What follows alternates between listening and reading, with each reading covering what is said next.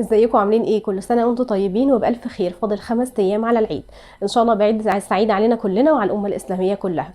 عايزه بس الاول ابدا معاكم الفيديوز بتاعنا النهارده اللي هقول لكم عليه تبس العيد بسيطه جدا وسريعه، وازاي نحاول ان احنا نخش العيد وما نكسرش فرحتنا وناكل كحك زي ما احنا عايزين، ولكن بسعراتنا ما تبص مننا قوي، وكمان نلحق ان احنا الناس اللي ظبطت جسمها في رمضان ما يبص منها، والناس كمان اللي هي لسه عايزه تظبط بعد العيد وعايزه تبدا بعد العيد كمان ما تخشش بعد العيد بوزن زايد قوي زياده عن اللزوم.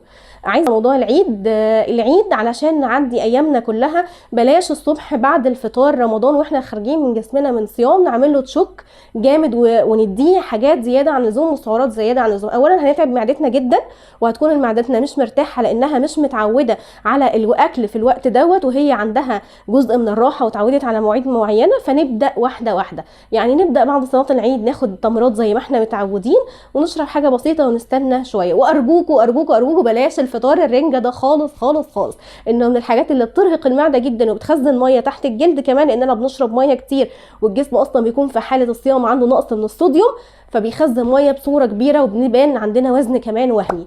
فبلاش نعمل الحاجات دي. بعد كده نبدا نقسم يومنا تقسيم لطيف، نفطر فطار معقول ما نلخبطش فيه قوي عشان ندي مساحه للسعرات الحراريه في بقيه اليوم.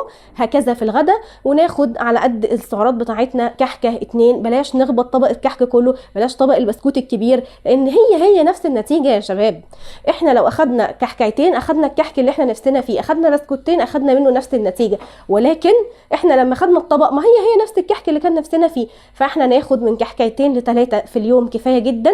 ناخد نفس الكلام لو احنا الصبح اخدنا الفطار بتاعنا يبقى نخليه الشاي بالبسكوت كفايه، مش لازم يبقى شاي وبسكوت وفطار كامل. وفي نفس الوقت ان احنا نحاول ما يبقاش فيه عشاء خالص، او ناخد واحده زبادي ثمره فاكهه عشان ما نكملش سعرات عاليه في يومنا. نحاول نعمل في ده ال3 ايام او ال4 ايام بتوع العيد علشان ما ناخدش فيهم سعرات زياده.